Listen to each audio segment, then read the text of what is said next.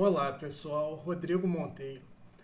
Estou um tempo sem gravar em função da correria do dia a dia, mas eu resolvi fazer esse vídeo sem pretensão de contar toda a problemática, mas dar uma ideia geral sobre esse atual conflito, esse terrível conflito que está ocorrendo na Ucrânia. Sim, eu vou comentar um pouquinho sobre ele, sobre as causas desse conflito, que para muitos é difícil de entender, é algo tão longe da nossa realidade, e o risco desse conflito escalar para um conflito de ordem mundial. Será que estaríamos à beira da Terceira Guerra Mundial? Então, a grande questão é essa. Bem, vamos contextualizar um pouquinho a situação. O primeiro ponto que nós temos que entender é o seguinte: historicamente falando, ainda que de uma forma bem pincelada, o que nós conhecemos como a atual Rússia, que é um país de tamanho continental, tá? Um país continental, boa parte da Rússia está mais para o lado oriental, para o lado da Ásia, né? Tem a Euroásia, que nós chamamos. Ele é um país que ele se formou, o início do que nós entendemos como Rússia, ele se forma onde é exatamente a região da Ucrânia.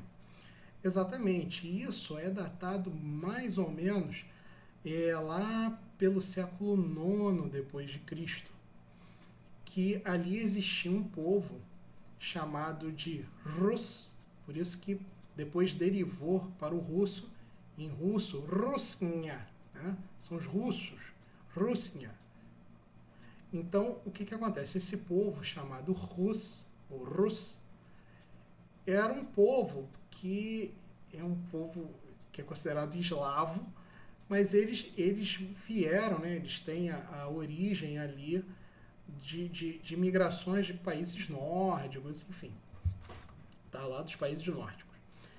E é exatamente no século IX depois de Cristo que você começa a formação do que a gente entende como Rússia. A grande questão é o seguinte: aquela região foi tomada, tá, pelo Gengis Khan. Certamente você já ouviu falar do grande conquistador Gengis Khan. Ele tomou aquela região e acabou que a capital da Rússia, né, Moscou, acabou aparecendo mais do que Kiev, porque houve uma grande resistência em Moscou. Tá? A cidade tem esse nome porque é às margens do rio Moscou, ou em russo, Moskva. Ali surge a Rússia, tá? Surge o Império Russo. Então, essa guerra é muito complicada, e uma das justificativas que o Putin alega é exatamente que os ucranianos eles são russos. De certa forma, não deixa de ser verdade. Tá? E aqui eu não estou deixando bem claro que eu sou totalmente contra essa agressão que a Rússia está fazendo, mas isso é uma das narrativas que o Putin alega, tá? É a narrativa deles. Só que assim, se a gente parar para pensar direitinho, esse atual conflito na Ucrânia, ele já ocorre desde 2014.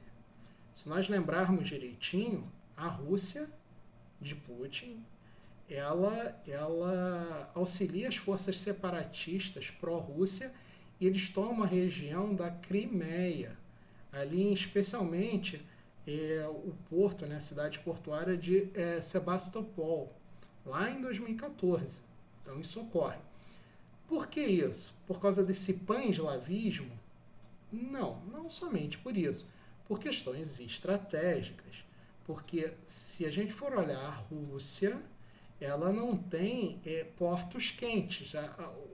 O melhor lugar de porto para operações militares, operações comerciais, é na Crimeia, que dá a passagem para o Mar Negro. Então, assim, que é no Mar Negro, né? Então, assim, havia uma questão estratégica. A gente também não pode esquecer que ali é tão estratégico que durante o finalzinho da Segunda Guerra Mundial, para ser preciso, em fevereiro de 1945, já no finalzinho da Segunda Guerra Mundial, houve a Conferência dos Três Grandes, que foi, no caso, o presidente norte-americano Franklin Delano Roosevelt, o Joseph Stalin, né, o ditador, ele era um ditador da antiga União Soviética, e o Winston Churchill, que foi a Conferência de Ialta. Ialta fica na Crimeia. Então, assim, ali sempre foi uma região estratégica, uma região importante. A gente também tem que entender, tá, que quando acabou a Segunda Guerra Mundial, o mundo, principalmente a partir da crise de 1948, que houve aquela ponte aérea dos norte-americanos jogando alimentos e mantimentos para o lado oriental de Berlim, tá? Que houve todo o início da construção do Muro de Berlim e tal, que o mundo ficou dividido, que começou efetivamente o período que nós conhecemos como Guerra Fria. A antiga União Soviética, ela tinha os países que eram chamados de países satélites. Então, assim, aí nessa época também o Winston Churchill foi o primeiro que criou a expressão de cortina de ferro. Foi exatamente nessa época, durante o início da Guerra Fria. Então, um dos países que eram países satélites da antiga União Soviética era exatamente a Ucrânia. Então, assim, a relação entre Rússia e Ucrânia sempre foi muito próxima. Na realidade, eles são basicamente o mesmo povo. Tá? São basicamente o mesmo povo, mas a questão aí é muito maior do que isso. A questão é principalmente estratégica, geopolítica, porque ainda no contexto da Guerra Fria, os aliados fizeram a OTAN, que é a Organização Tratado Atlântico Norte, e o lado da antiga União Soviética fez com os países do bloco comunista o Pacto de Varsóvia. Então era um contrapondo o outro. Só que assim, em 1991, a antiga União Soviética ela cai, acaba a União Soviética. E o que ocorre? Não só a Rússia, como todos os países do bloco socialista, digamos assim, eles entram num declínio econômico muito severo, extremamente severo. Tá? A própria Alemanha, que até então era dividido, né, que essa divisão ocorreu logo no pós-Segunda Guerra Mundial entre a Alemanha Oriental e Ocidental, a parte oriental da Alemanha estava muito castigada pelo regime que, não quero falar de política, mas assim, não deu certo em lugar nenhum do mundo. Tá? Então, o que ocorre? A Alemanha, assim como a Polônia, que ficaram também sob o jugo, né, da antiga União Soviética, a Ucrânia e outros países, né, a Iugoslávia, que depois foi dividida, enfim, sofreram muito economicamente. E a Rússia, tá? A Rússia, logo quando acaba a União Soviética, ela teve uma grande recessão econômica.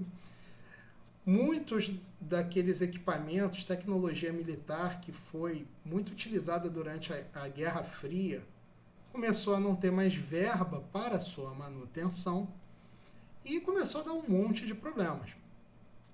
É exatamente nessa época, um pouco após o fim da União Soviética, que foi em 91, em 94 ocorre um acordo também chamado de Memorando, que foi no final de 94, salvo engano, em dezembro de 1994, chamado Acordo ou Memorando de Budapeste.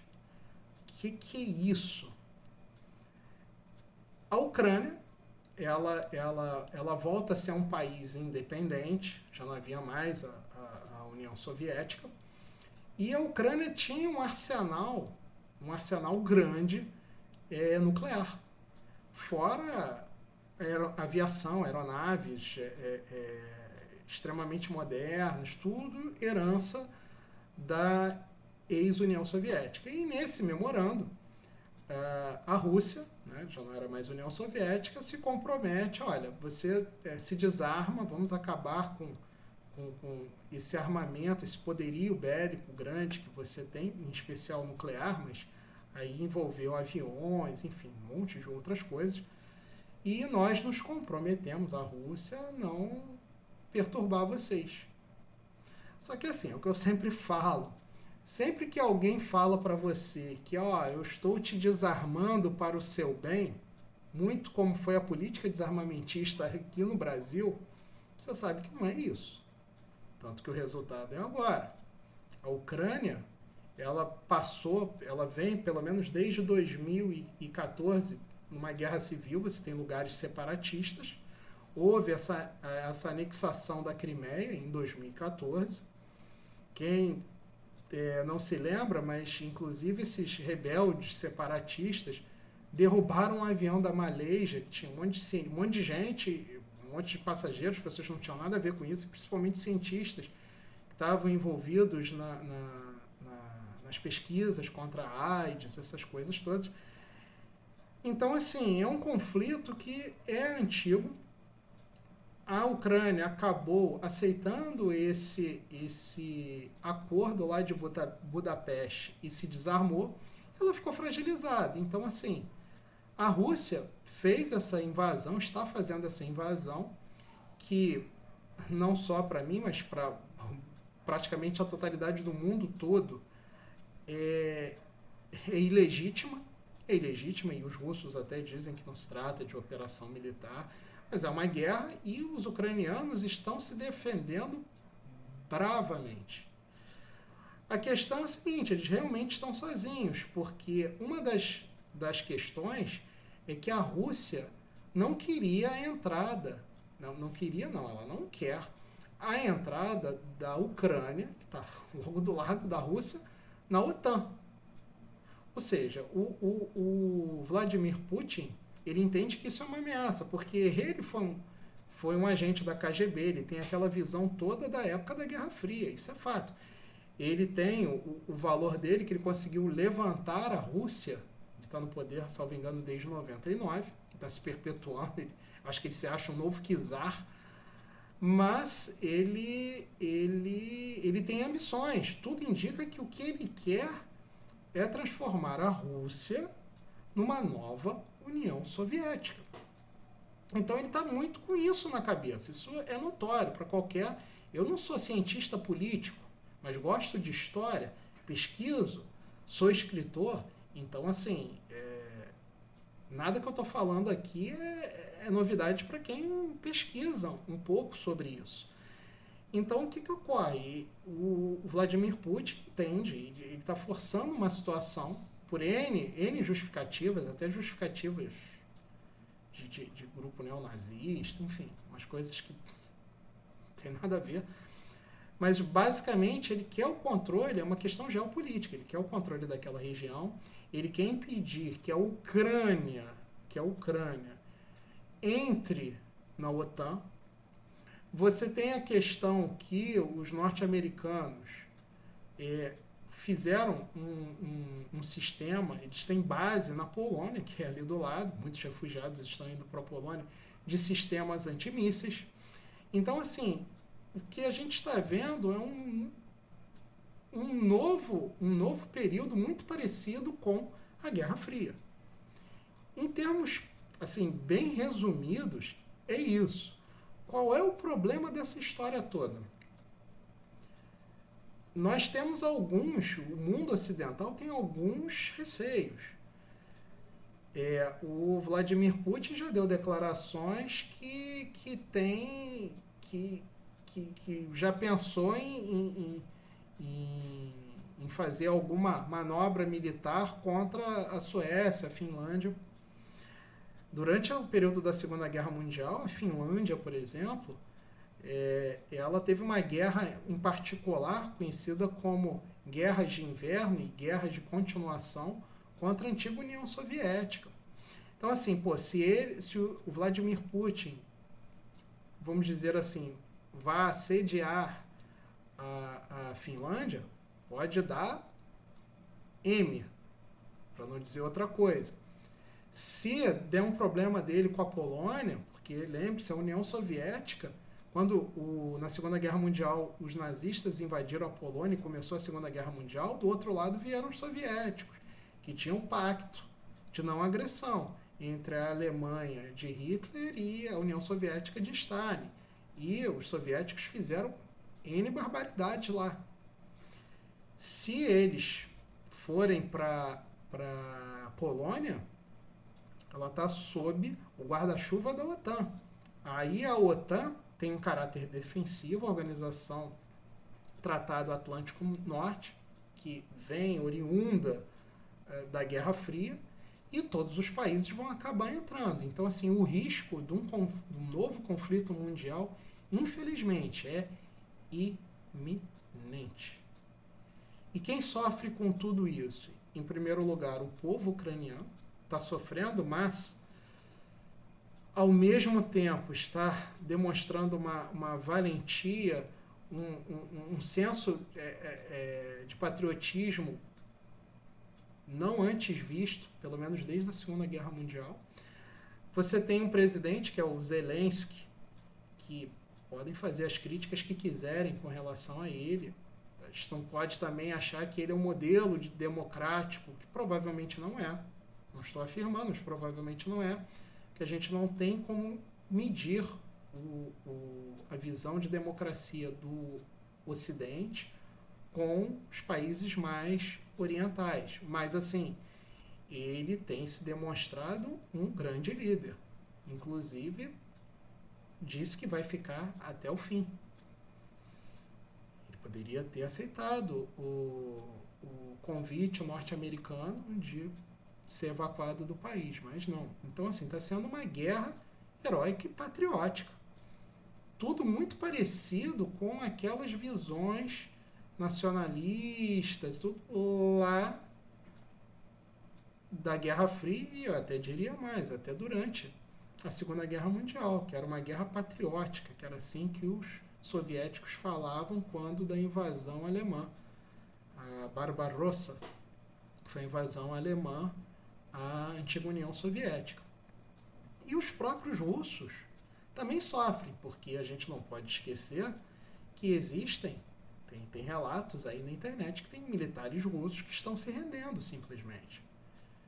Porque nem todo mundo está a favor disso, inclusive na Rússia. Quantas pessoas já foram presas? Então, assim, temos que ficar com atenção. Eu abri esse vídeo, tem muita gente que pode falar com muito mais propriedade do que eu, mas eu já tinham me pedido para comentar um pouco sobre esse assunto.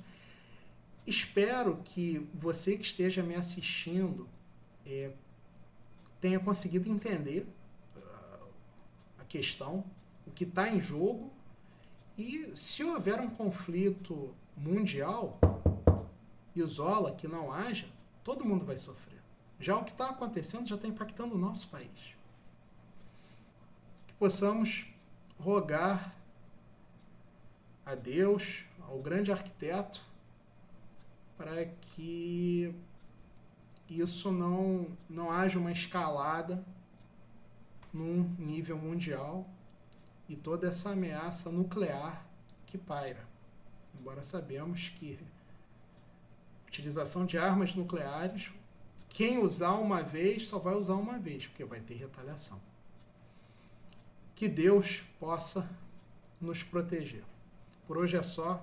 Até a próxima, pessoal.